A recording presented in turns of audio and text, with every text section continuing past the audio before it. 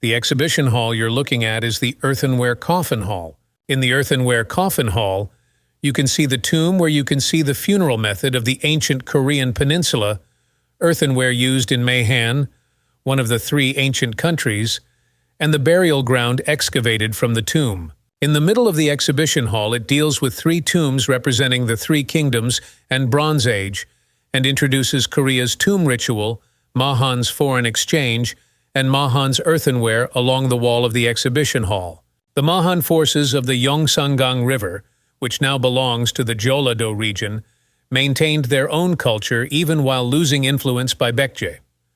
Various earthenware was produced, and it is estimated that there were relatively more buried items in the tomb than the earthenware used in real life.